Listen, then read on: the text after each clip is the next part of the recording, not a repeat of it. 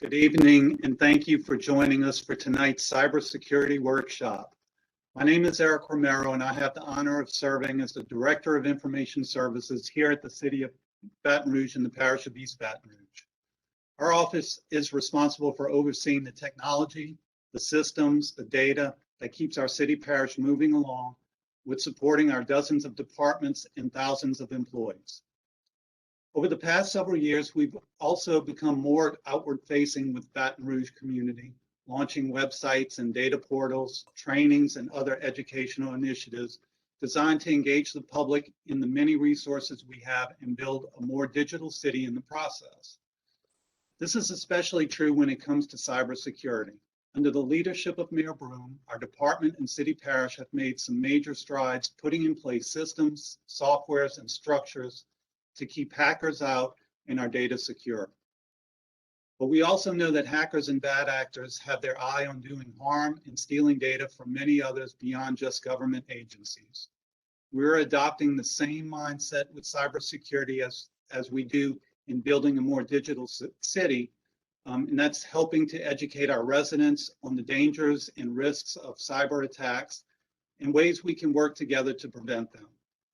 Tonight's workshop is part of that continued focus on citizen education and engagement, where we hope to share our expertise and knowledge in ways that can benefit you in your daily lives, helping to make your data, finances, and families more digitally safe and secure.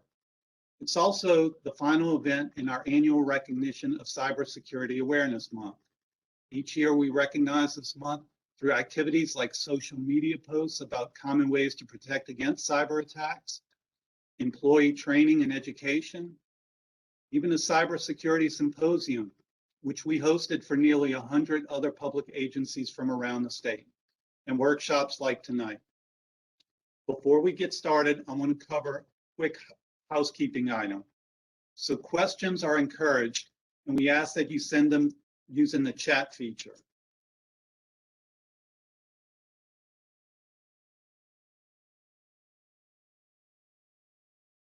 So you see on the screen here, be sure to select everyone in the to field when you're submitting your chat, so all the attendees as well as the panelists can see the chats, the questions rather. We'll monitor the chat and pose the questions to the presenters at the appropriate time. Also, we will be recording tonight's session and we'll post it to our website later this week. Now I'd like to jump right into our agenda and speakers for this evening, starting with our Mayor President, Sharon Weston Broome. As I mentioned, Mayor Broome has been a tremendous advocate for using technology to be more innovative and efficient in our local government, but also in prioritizing investments in how we keep that technology secure.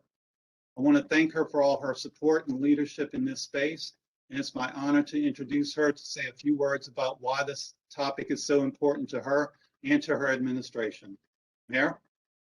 Thank you, Eric, and thank you for your leadership on this subject as well. And good evening to everyone. It's always a pleasure to connect with our citizens and talk about technology, which is one of my favorite topics. Technology can be a great thing, but it can also be a dangerous thing. As Eric mentioned, we have made tremendous strides in how we use technology to our advantage, but we've also taken important steps in how we prevent bad actors from getting into our systems, wreaking havoc and ruining all the progress that we've made over the past few years. Cybersecurity has rapidly become one of my top priorities, whereas Eric noted, we have made significant investments to secure our systems, safeguard our data, and eliminate vulnerabilities that hackers might otherwise exploit. But we've placed just as much emphasis on educating and training our employees on actions we can and must take to keep our systems secure. That same focus extends to the public and the residents we serve, which is why workshops like this one are so important and valuable. In fact, we view and treat cybersecurity as a matter of public safety, just in the same way we view traditional crime or homeland security issues. And the more and more we do online, from banking to social networks, the more risk we have when it comes to protecting our data, our money, our identities, and our families. And the more we talk about these easy steps we can take to reduce these risks, the more it will become part of our daily lives. The last thing I'll ask to please be our partner in educating our community and fellow residents on topics like these. Take what you learned tonight and share it with your family, your friends, and your coworkers. Talk about it often. Let's work together to build a more aware, safer, and digital city and parish. Thanks again to all of our guest speakers for sharing their time and insights with our community. And thank you all for joining. Have a great evening. Thank you, Mayor. Like I said, your passion for technology and priority you've placed on cybersecurity is clear. I know our department and the entire community are grateful for it. And now I'd like to introduce our first speaker. Adam Arceneaux is the Director of Security at CMA Technology Solutions, which is a Baton Rouge-based IT and cybersecurity firm. Adam has also held senior-level cybersecurity roles for companies like Albemarle and has 2 decades of experience focused on making systems and data more secure. Tonight, Adam will share information and tips that he uses daily in working with businesses around our community and that each of our residents can also use in their daily lives in both recognizing and avoiding common cyber attacks. So just as a reminder, please use the chat feature to submit any questions and we'll pose them to Adam at the appropriate time. Adam? Thanks, Eric. Appreciate it. Go ahead and share my screen here and we'll get started.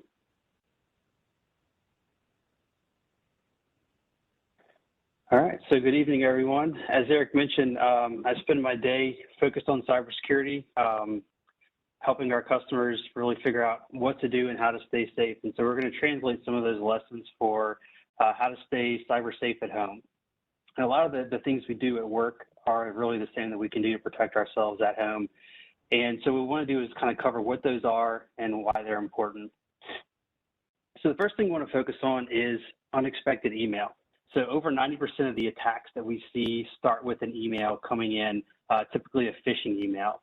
And so when you think about the types of things we see, right, it might be a link saying you got a speeding ticket, click here to go and dispute it. Or it might be something from your bank saying you have to reset your password. And so what the bad guys are doing is try to trick you into taking some action, clicking a link, opening an attachment, any of those things. And they're really preying on your desire to do something and do something quickly. So if you're not expecting an email, don't open it, don't respond to those kinds of things.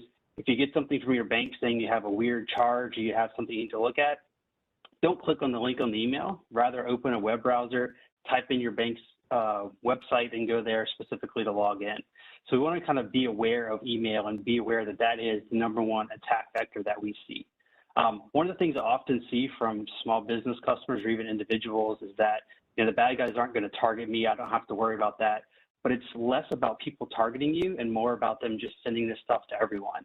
They're sending thousands upon thousands of these emails out to anyone and everyone that has an email address. They care less about the target and they're just trying to get anyone to click on it. So they're not really focused on the Fortune 100 companies and trying to really break into them. They're just focused more on the quantity and trying to get anyone to click and anyone to do something. So we really have to all be aware of this and all be on our toes when it comes to email security. Second thing we want to talk about is web filtering. So if you have kids at home, web filter is something you should be thinking about already, right? How do you manage what websites your kids can get to? Our schools are doing this today. We've got web filters in place to protect where they can go and what they can see. And so bringing that same security and safety at home is very important. There's some free tools out there that you can use to do this. There's some paid offerings as well, but it's really making sure you've got a handle on what's being accessed in your environment. The other side of this is also just protecting against malicious websites. So not only are you going to block against things that are inappropriate, but bad things. So if you do click on a phishing link or you get redirected to a bad website, this will help protect and block that traffic from getting down to your systems. We've also seen a lot of attacks where we see malicious advertising or things where you're on a legitimate website, but there's bad traffic that's being injected into it. So web filters will help you protect against that and keep that type of stuff from getting into your network. Another thing that's often overlooked is default passwords. So whenever you sign up for your service with AT&T or Cox or whatever it is, you're going to get a device from them. A lot of people will go to Best Buy and get a wireless router to plug in so they have better Wi-Fi coverage. All of those things have passwords.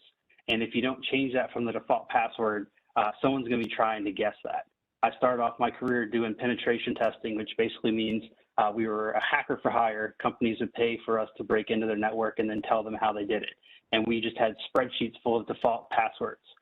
So depending on what kind of device it was, we knew what that shipped with, right? What was the default username and password? And that was the easiest way to get into a lot of these devices.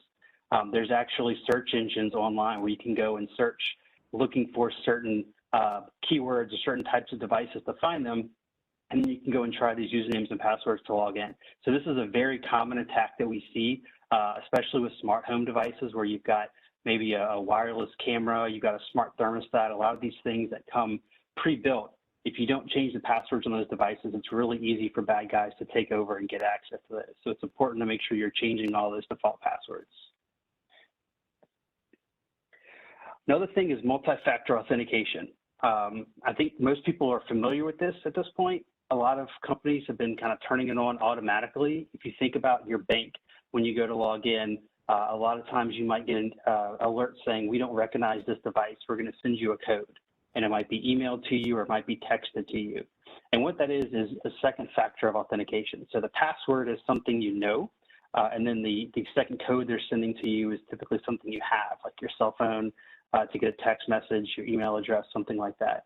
And so the key thing with multi-factor is trying to slow down the bad guys who are stealing these passwords.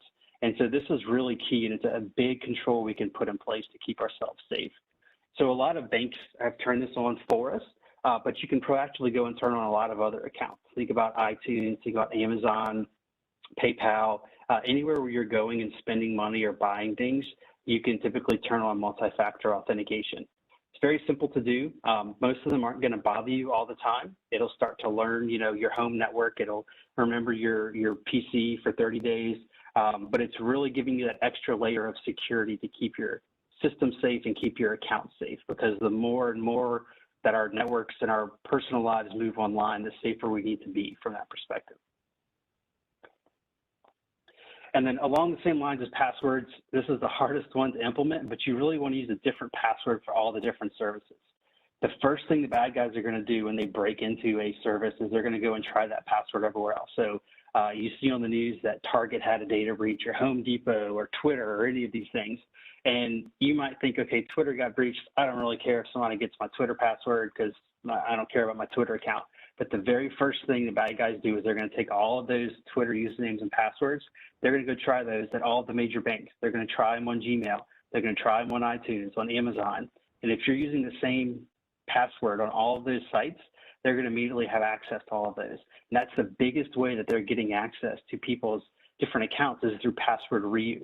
So I know this is very hard. We all have tens, if not 100 different online accounts at this point. So keeping track of that is very difficult, of all these different passwords. There's tools out there. There's password managers you can use. At the very least, my recommendation would be have a different password for different classes of sites. So you may not care about your Twitter account or your Instagram account. I don't even know all the different social networks, but maybe you use one password for those that you don't care about, kind of throwaway accounts, and then a different type of password for your banking accounts. So if you can't do one for every single site, at least try to think about it in security classes like that. So you've got some more protection in the event that there is a security breach.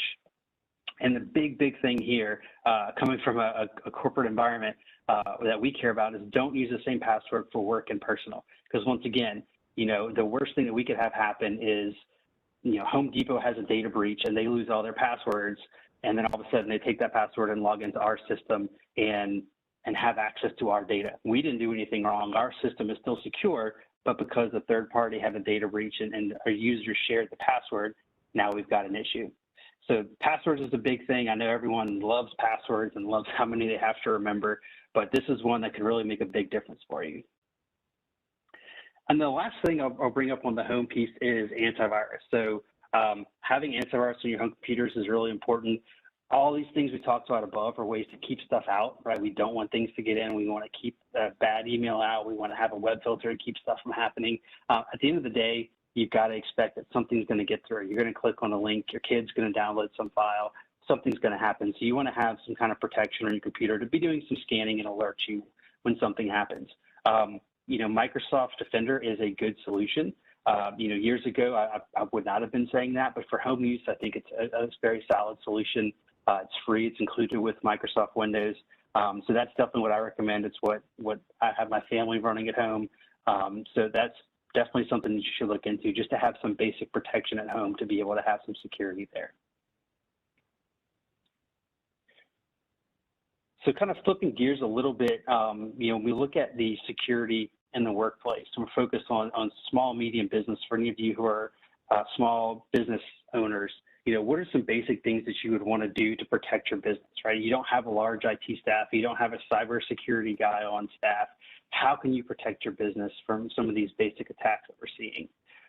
The first one is really looking at your network perimeter. And these are going to be similar to the things we talked about at home. But on your network perimeter, you want to make sure you've got some firewalls and some web filters to really keep the bad stuff out of your network. Email filters are going to keep those email threats out. So you want to block all the bad emails from getting to your users. Make sure they're not having to decide, do I click this link? Do I not click the link?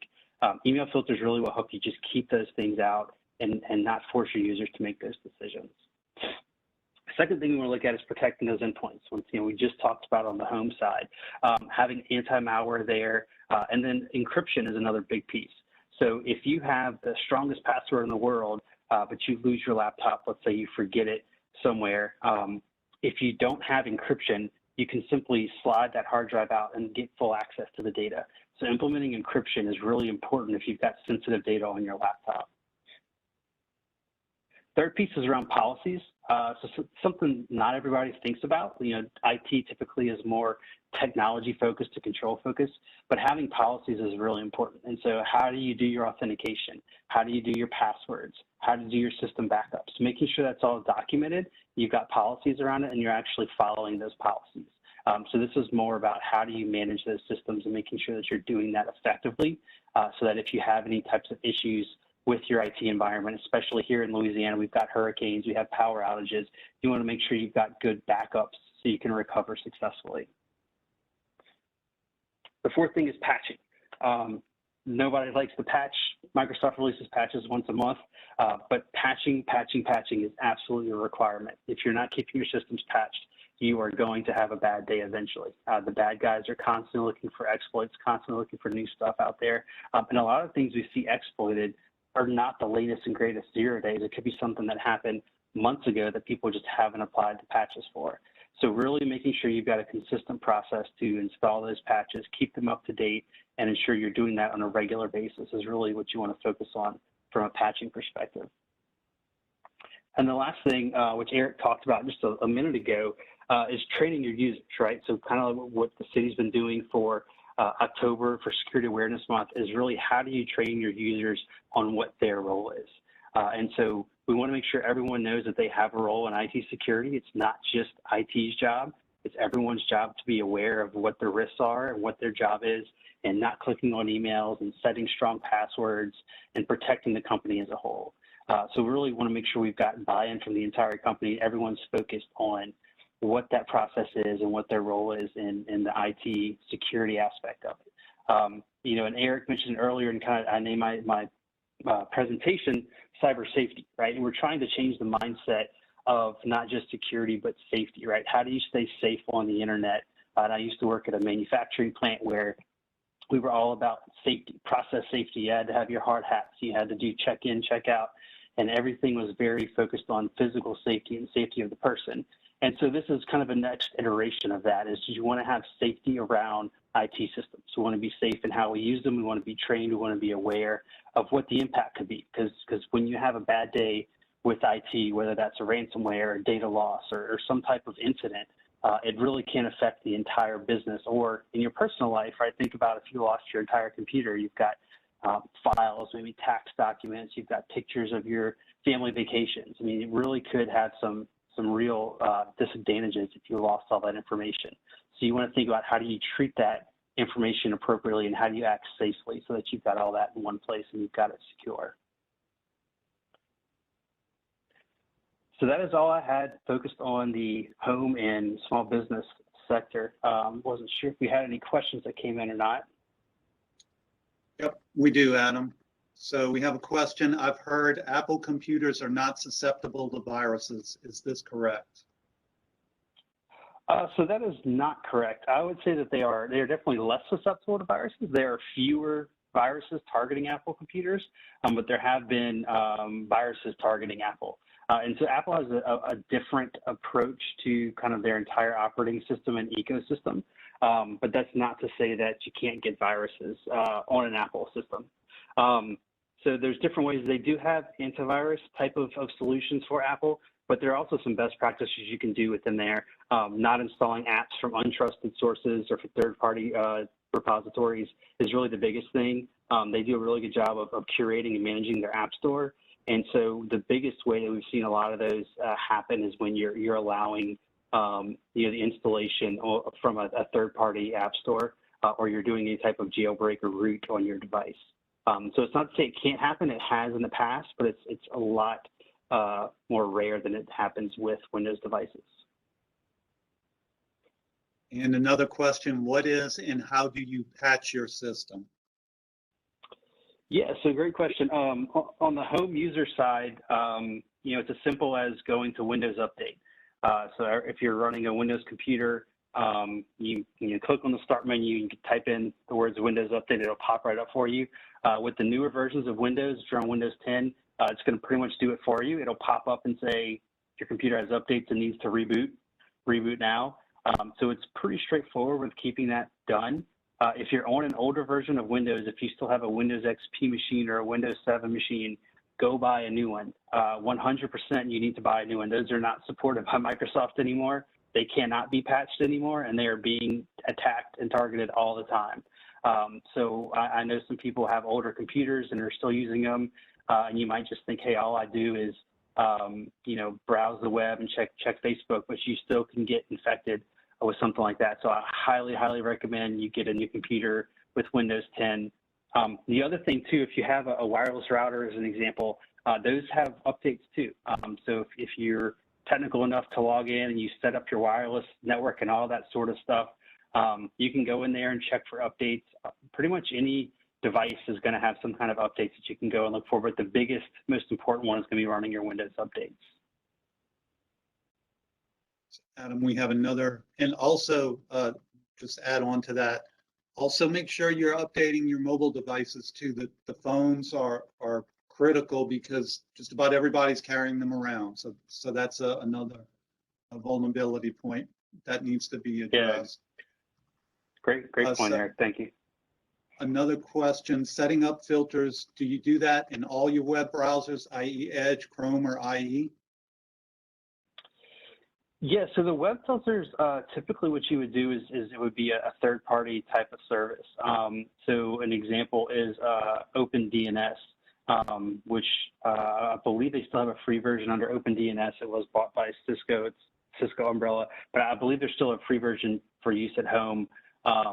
But that's a service where basically there's a web interface. You can kind of say which categories you want to block, and so it would work for whatever browser is being used at your home network. So it's something that you would do kind of as a network setting. Some routers also have that capability. So some of the newer, more advanced wireless routers have some of those capabilities in them as well. So it's not something you would necessarily do within Chrome or Firefox or any of those settings. It would be something that you're doing with a third-party tool. Yeah, so I'd use OpenDNS on my home network, and I have it configured at the router level, so I don't have to worry about touching each one of my kids' device to make sure that they're using the filter. Since it's done at the router, it's protecting all the devices behind that router. One more, Adam, which is better for home systems between Mcafee and Norton? That's a great question. I don't have an answer for you. I don't really, I guess, play with either of those from a home network perspective. Like I said, Windows Defender, Microsoft Defender, does a really great job for home use. I would say whichever one you're familiar with. The biggest thing is keeping it up to date. So being able to install it, to buy your licenses, and keep it up to date. So if you've been using Mcafee for years and you know how to do it, keep using it. If you've been using Norton, keep using that one. I wouldn't say that one is necessarily better than the other, for home use. And so just to reiterate, so keeping it updated. So I know a lot of times with the computers, you buy a computer and it'll come with a free version of Mcafee or Norton. Well, it's only free for 3 months. They give you a 3-month subscription. Well, what happens in month 4? It's probably still running, but it's not getting any more updates. So if there's a new threat that comes out in month 4, you're not protected. So it's not just about having it on your computer. It's about keeping it updated. Not to pitch, all about Microsoft Defender, but it does come with Windows and it's constantly being updated. So that's another plus about using it. It's native to Windows, not an additional cost. Yeah, and I can say, obviously, as the IT guy of the family, my dad gets a new computer or whatever, and I help them set it up. The first thing I do is uninstall that free version, free trial, right, and install Windows Defender because I know it's there and I know it's going to work and it's going to be automatically updated. And I don't want to have to remember, okay, 90 days from now, I got to go and turn this off and turn this on. It's really important you have something that's going to be supported in there for the long term. So it's a great point, Eric. Having something that works in the short term is not beneficial for the longevity of the computer.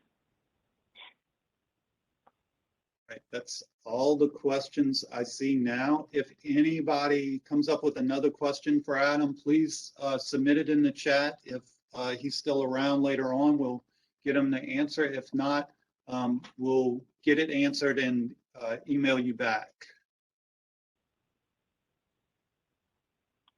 Great, thanks, Eric. So thanks again, Adam.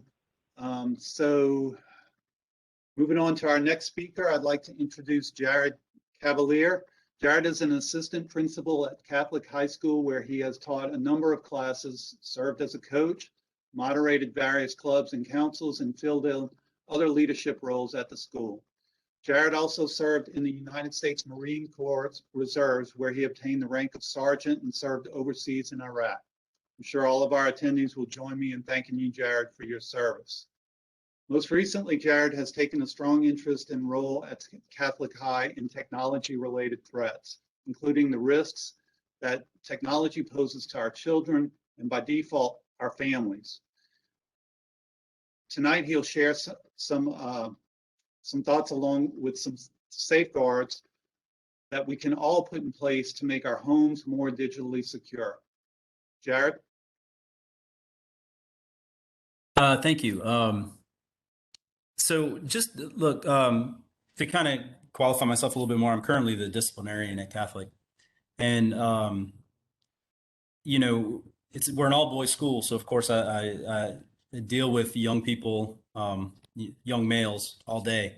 And I see a lot, when our kids, if their phone goes off at school, if they're caught using it at school, we actually pick them up and we check them because we believe that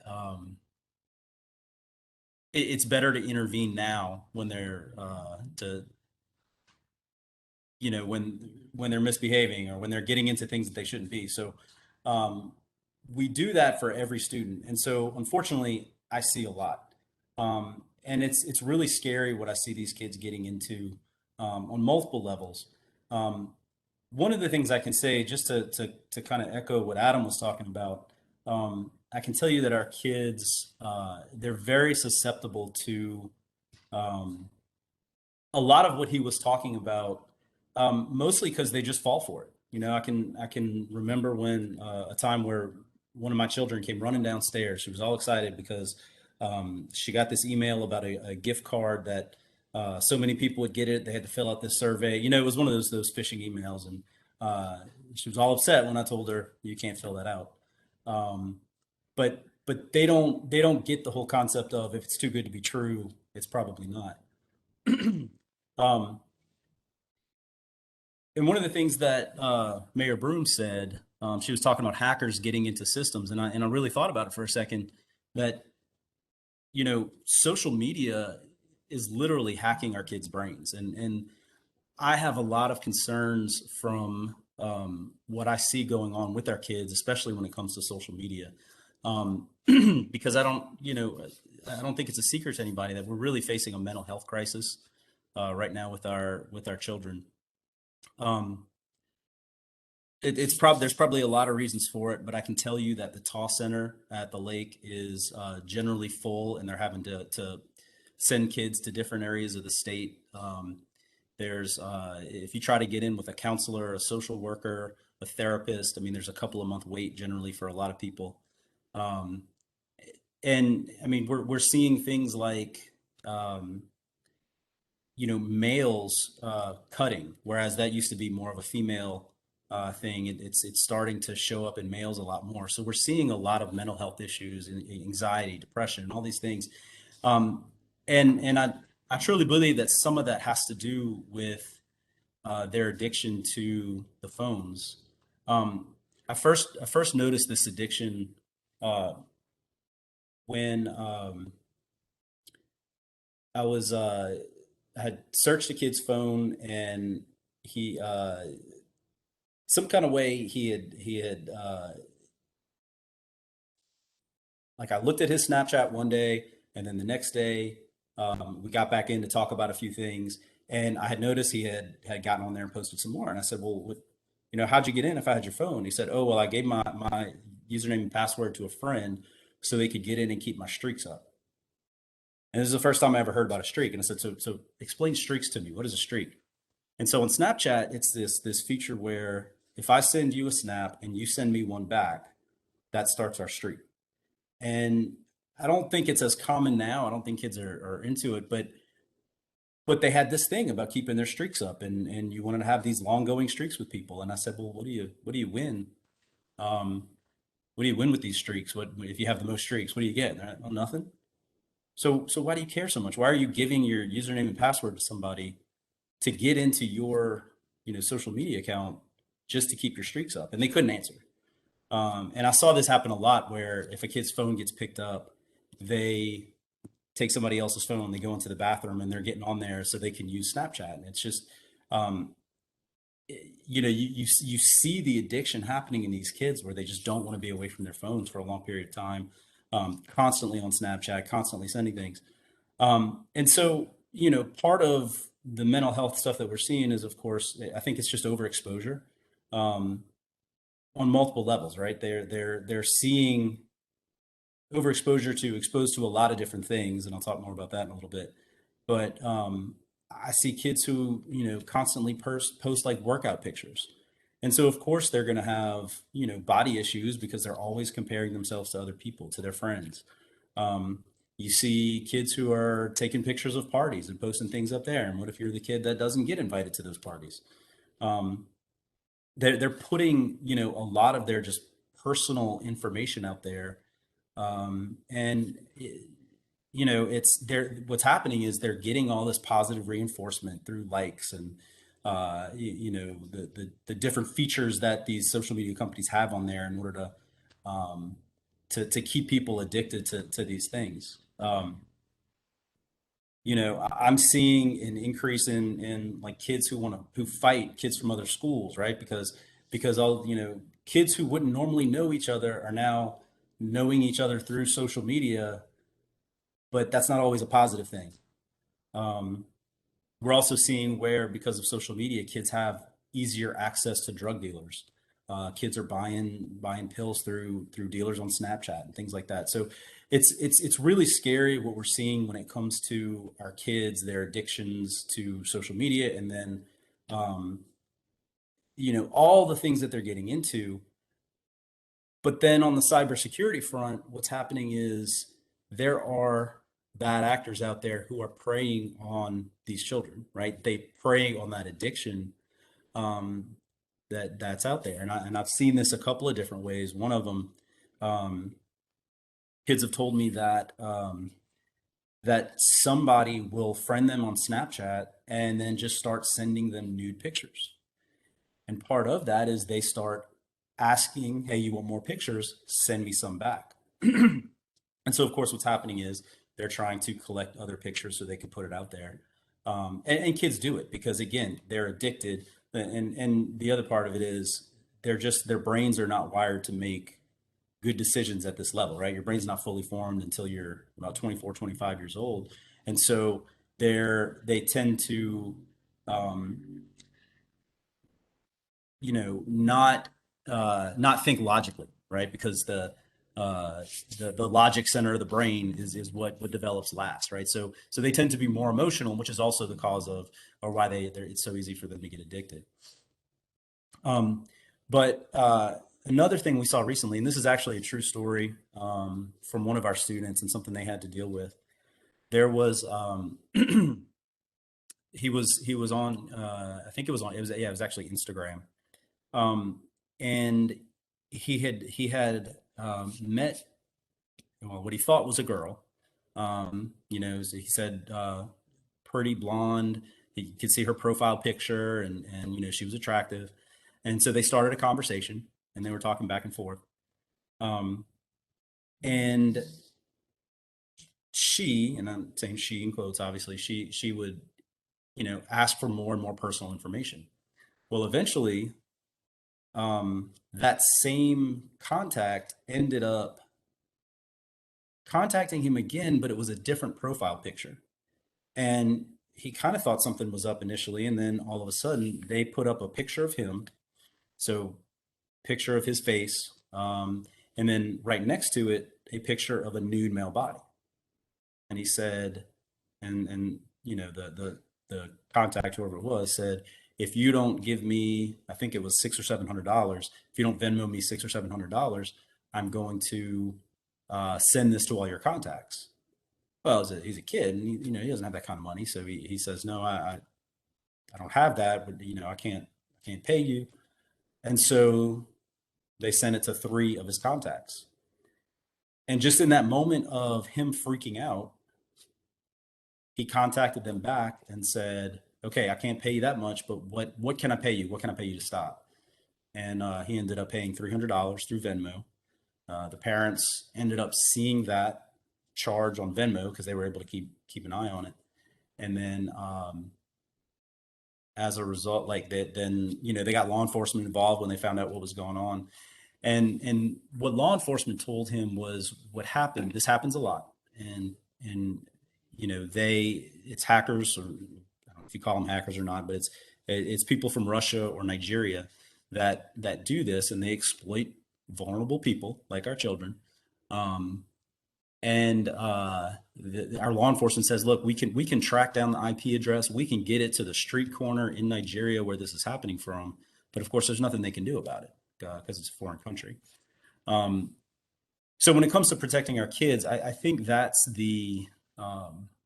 what we really need to focus on with them. I mean, obviously, what Adam was saying and all the normal, change your password and all that stuff, and we can use filters, and we can put all those protections on our kids' devices, but they're still going to be susceptible through social media and places that are not as easy to see what's going on. We tell our parents to check their kids' devices. I mean, just like I do, I actually hold workshops for parents where I teach them how to do it, because I know for some people it's very overwhelming and they don't understand it. And so I'll do that. I'll take them through it. I'll show them how to do it. And there's a lot of companies out there that have products that will actually monitor your kids' activity. And the problem is they're not perfect, right? You can catch a lot, but then at the same time, there's a lot that they're not able to monitor, not able to see. So, I mean, generally good old fashioned getting on the phone, looking at, checking the phone, seeing what they're doing, having conversations with the kids about, different people that they're talking to on Snapchat. I talk to these kids a lot about when I see, how many people they're following, how many people are following them. And it's really staggering. Like, how you don't know this many people. Right. And so one of the rules I tell my own kids this is, don't friend people you don't know in person. And you'd be surprised at how often they're not doing that. I had a kid not long ago who had he calls it a relationship. He said they were dating, but I mean, this person was in Wisconsin. It was a child in Wisconsin who then was influencing him to do bad things that he wouldn't normally be doing. So, again, these kids are contacting people all over the country, and they're not, not necessarily influencing them in the right way, or again, like we saw what happened with the young man and the extortion that took place. I think some things that we need to teach our kids, some general rules about social media. If somebody contacts you on social media, are they following more people than are following them?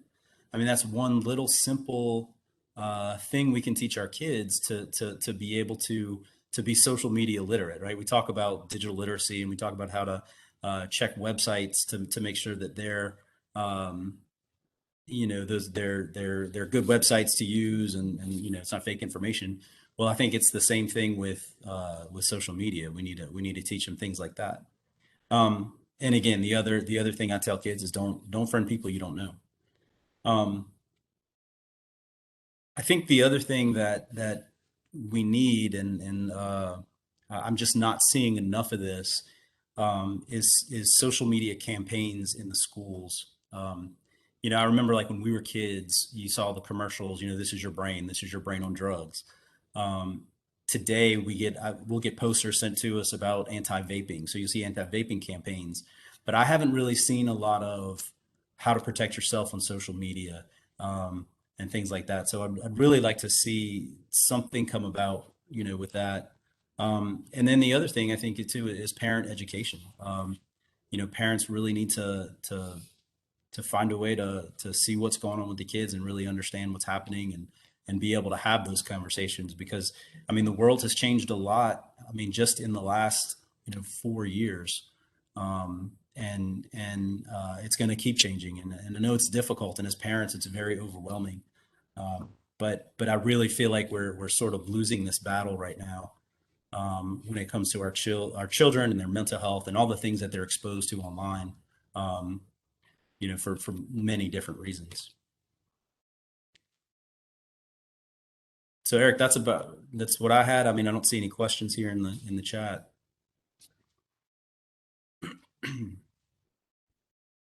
Nope, I don't see any either. Just a reminder, any questions, please post them to the chat. Thanks, Jared. That's a lot of good information. I have a 21-year-old and a 16, or almost a 16-year-old, and I know that social media has been a challenge, especially with the 21-year-old who's kind of started in the infancy of it and kind of grown through it. But it is a challenge. I joke. I wish as parents we could all just agree to get our kids off social media, but I think it's that's going to be a little bit too difficult to do at this point. Right, well, thank you. And now for our last presentation, I'd like to introduce Phil Stuart. So Phil is actually going to introduce our next guest, but Phil is a vice president at JPMorgan Chase here in Baton Rouge, and an expert in the banking and financial industry. So Phil, would you like to introduce Kevin? Yeah, thanks, Eric. As Eric mentioned, my name is Phil Stuart, and I work within the Asset and Wealth Management Group at JPMorgan Chase in our Baton Rouge office. I'm pleased to introduce to the audience Kevin Tompkins. Kevin is a vice president and a member of our advice lab team based out of New York City.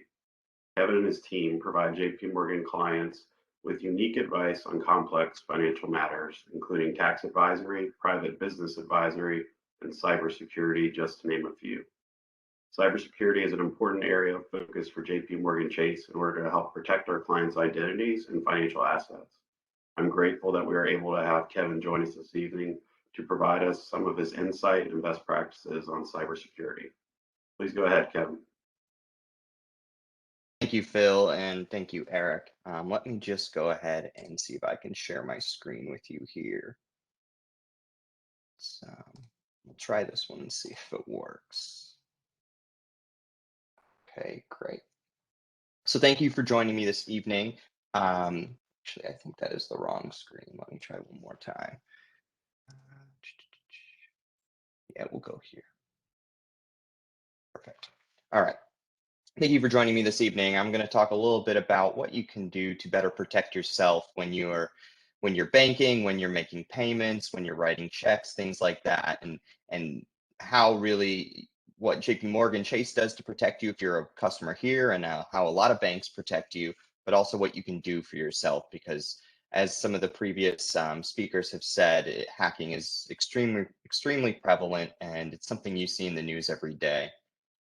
So here at JPMorgan Chase, we take cybersecurity extremely seriously for our customers. We spend alone $600 million a year on cybersecurity. That's part of our $12 billion technology budget. For example, we block, just coming into JPMorgan Chase, over 150 million phishing emails per month.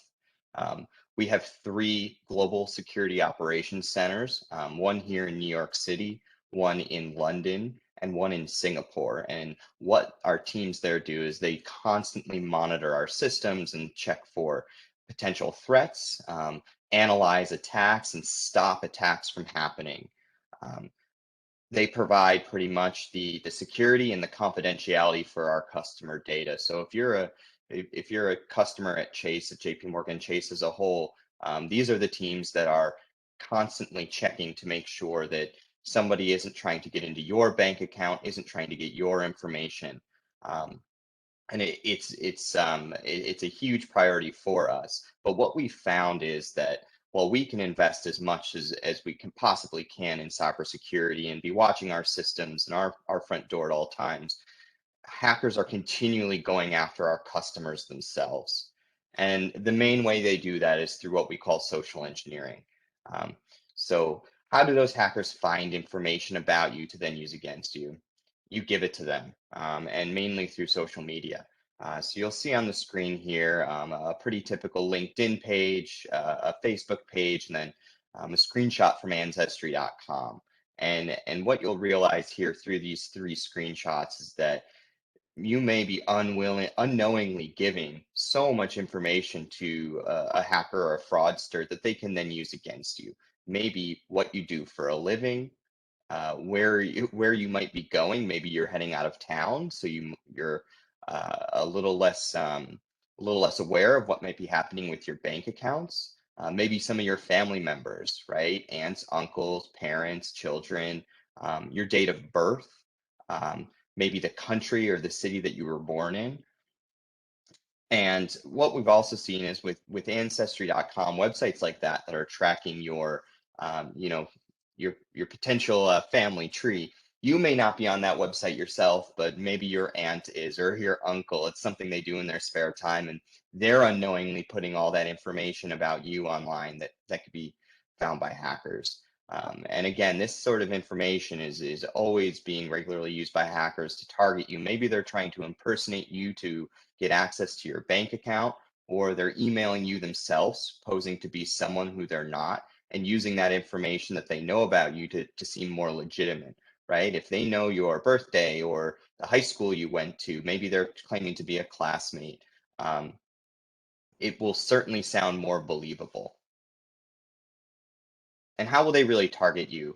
As I just said, it's often through emails, and it's also through text messages. So here I have 2 different examples of phishing emails that we've seen attacking our Chase customers. So on the left is an email from Chase, and we know it's phishing, and I'll show you some of the reasons why. And these are things you can keep an eye out for yourself.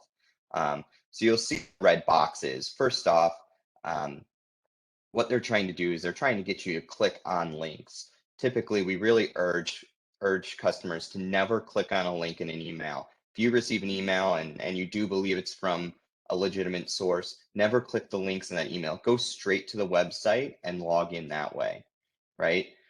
Also, we're often not going to ask you for information or respond to your request for information via email. So you have to keep an eye out for that. Chase will never come to you and say, we want this information from you. You're always going to have to go to your bank and interact with them, right? And that one of those processes is super important to make sure that You're not inadvertently giving your information to a fraudster or a hacker. And on the right, you may have seen a text message like this yourself. They're everywhere, but it's trying to scare you. It's saying your account is being limited due to suspicious login attempts, and you need to confirm your information immediately. This fraudster is trying to instill some fear, some concern, and it's trying to get you to click this link that's only going to be available for 24 hours to get your login information. So these are the sorts of emails and text messages that we often see our customers being faced with, and it's really important that we educate them on how to best protect themselves and make the right decisions when they're being faced with these, so they don't become victims of fraud themselves. So I'm going to give you 4 tips here to think about when it comes to your online banking. And the first is strong and unique passwords. One of the main ways we see our customers being hacked today is through password reuse. So if you use the same password across multiple websites, hopefully not all websites, chances are that password is compromised. So many websites, so many businesses are being hacked, are having data breaches these days, that if you use a password in more than one website, it's more than likely that that password is known by a hacker, and they will then use it to log into every site across the internet to attempt to find the ones that you use and log in as you. So being able to create a strong and unique password for every site, especially your online banking site, is extremely important. What I consider a strong password: 1, it should not have your name, your username, or your email address in it. Your password should never, ever be able to identify you. 2, it should be complex with at least 8 to 10 characters. Anything more than that is fantastic. That complexity should also have capitals, capital and lowercase, numbers, and symbols. And again, you're going to want to make sure that that's a unique password at every site, especially banking. If that does sound daunting, I would very much urge you to consider a password manager. A password manager like LastPass or Dashlane or 1Password. These apps will allow you to have strong, unique passwords for every website, help you enter them more easily and in the most secure manner. These password managers, like the ones I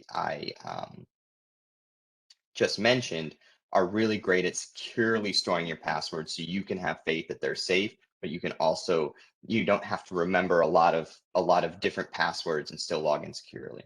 2, you should make sure that two-factor authentication is enabled on your online banking accounts and any online account where it's available. So if you're not familiar with two-factor authentication, it's when you log into a website, it sends a code, typically via a text message, to your phone, and you enter that code in to be able to complete the login process. This is extremely important, one of the most powerful things you can do to protect your accounts, because even if that hacker has your username and your password, they will not, in more often than not, they will not have your cell phone as well to be able to get in with that code.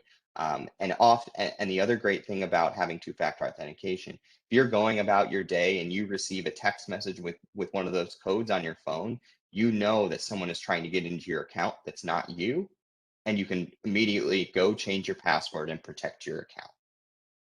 The third tip I have for you is consider online bill pay. So this is a feature that is not nearly as popular as we hope it would be here at JPMorgan Chase. And the main reason for that is online bill pay is the most secure way to send checks that you can do today. And the reason for that is, if you think about a check, on that check, there's numbers at the bottom. Those numbers are the routing number and your bank account number. So every time you send a check to somebody, you're sending your bank account number, often through the mail, maybe in person, to them. And you don't know what they're doing after they deposit that check. Maybe they mobile deposited it, so they still have the check in hand. And if they just throw it in the garbage, if someone's going through their garbage, they're going to find that check. It has your name in the top left, your address as well, and then your bank account number. Think what you can do with that information. Online bill pay removes your bank account number from checks that you send. So it's very easy to use. Most banks provide it today. You're able to go in online to your account, add a payee, and you can add their address where to mail the check, and you just simply fill it out how much you want to send. And typically within 3 to 5 business days, your bank can mail the check to the person, and the check that they receive does not have your bank account number on it. It has what we call a house account, which is a generic account number that JPMorgan Chase uses for bill pay. So it's a great way to increase your privacy, and it's a great way to protect that bank account number from potential fraud. The last thing, if you're doing online banking, set up banking alerts. So you can go into your bank account and you can say, alert me when a certain threshold of money is deposited into my account, is debited from my account. If someone logs in to my account, if someone makes changes to the address, to what accounts are added on your online profile. There's so many different banking alerts, and you can set them up very easily online. And so you can get an email, a text message, anytime something changes, and it can alert you of potentially suspicious activity. So you can immediately notify your bank and let them know that there's something fishy going on, and they can protect your accounts. So it's really easy to do. It's super important. And just like these 4 tips, it's something you can do in this week. Set up one thing per day. Create the new strong password tonight. Make sure your 2-factor authentication is enabled on your banking and your and any online account. Even Amazon provides it now. You can set up your online bill pay and the alerts. These 4 things are going to go a long way to make sure that you are much less likely to become a victim of fraud with your banking.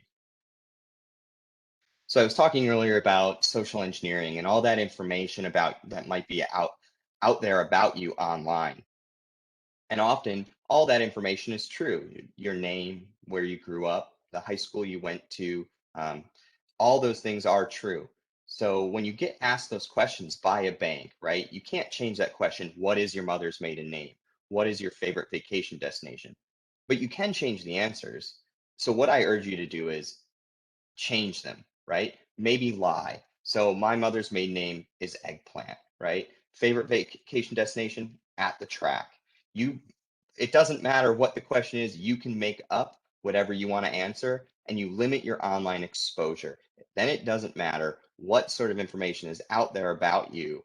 You're still not as going to be a target to these types of attacks. Avoid protecting your money and your identity with publicly known information. Even if you're not on social media, as I said, one of your aunts or uncles might be on ancestry.com creating the family tree and giving away so much of this information anyway. And even if you are on social media, make sure you're using social media privacy settings, that you're making sure that only your friends can view your page and it's not available to the public on the whole. And the last tip I have for you tonight is secure your credit. So if you don't know who else is using your social security number, there's been so many breaches of social security numbers. The first thing and the most powerful thing you can do is implement a credit freeze on your credit file. So this is done at each of the 3 main credit bureaus separately. And what you do is you're able to do it online today. You can also do it via phone. You go to each bureau individually and you tell them, I want to freeze my credit. You set up a PIN that secures that credit, and that PIN number that you set up, you keep safe. So what it does is it eliminates all access to your credit file.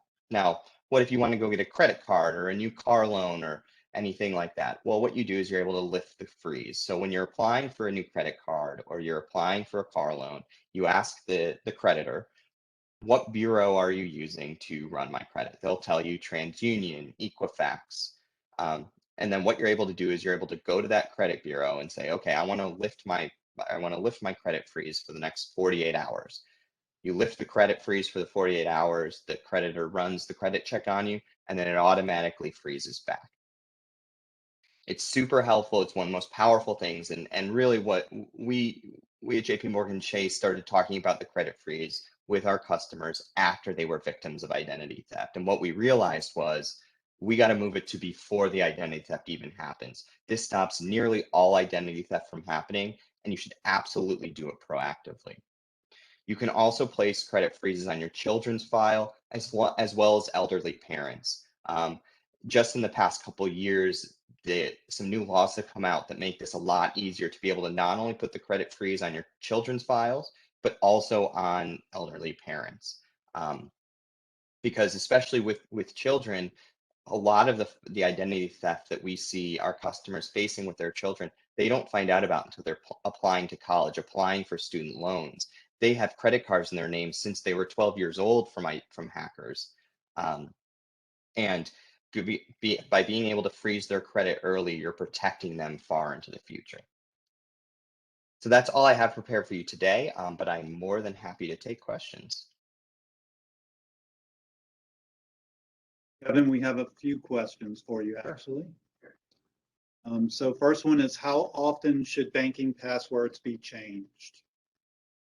So this is, yeah, I'm going to answer this in two ways. So the guidance from some of the cybersecurity consortiums today are starting to urge people to change passwords less. But the reason they say that is because they're also telling you to make very long, complex passwords that are 15 to 20 characters long. So if you are that sort of person that that is comfortable having long passwords, you've been doing it for a while, you know them, that's someone like you, then maybe you only need to change your banking password once a year, twice a year. But if you're still building up the confidence in passwords, 8 characters, 10 characters, I would recommend changing it 2 to 4 times per year, because data breaches are happening every day. So if that password is being used anywhere else, you need to make sure that it's being changed in case there's a data breach that you may not know about. Okay, and another question, please repeat the names of the password managers. Oh, sure, yes. Okay, so there's a lot of great password managers out there. I'm going to give you the top 3 that we see in the marketplace today. It's really the ones that I would say our customers are using the most. The first is LastPass, LASTPASS. The next one is Dashlane, DASHLANE. And the last one is 1Password. It's the number 1 and then password. And what to really look for in these password managers is that they have great encryption, and these are 3 password managers that have some of the strongest encryption available. Thank you. And let's see, is online bill pay safer than giving the creditor your checking account number auto pay, like an auto pay feature? Yeah, so overall, yes. What I would say is that sometimes it can be a little bit more inconvenient. So what a lot of big banks like Chase, we have already set up relationships with a lot of the bigger companies out there, like utility providers and things like that. So when you do online bill pay, it's instant, and that's really secure. But if you are, if it's somebody that is not in our instant program, it can take up to 3 to 5 business days minimum to be able to print that check out and mail it out to who you're trying to pay. And in that case, sometimes the ACH, bank account pay that you're speaking about can be a little bit more convenient, but the online bill pay is by far more secure. Okay, and what about parents that have passed away, and also 2 questions actually. The second question, how do you protect the deceased children? So I'm assuming both of those are tied to identity, still tied to identity theft. Yeah, it's a very complicated topic. Unfortunately, we see a lot of identity theft with deceased individuals.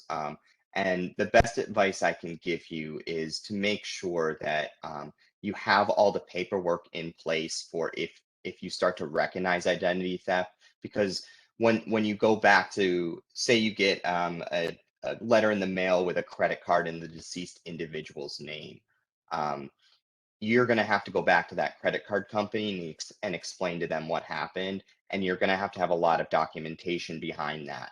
So unfortunately, it's really difficult to stop that sort of identity theft, because once they're deceased, you can't necessarily freeze the credit file.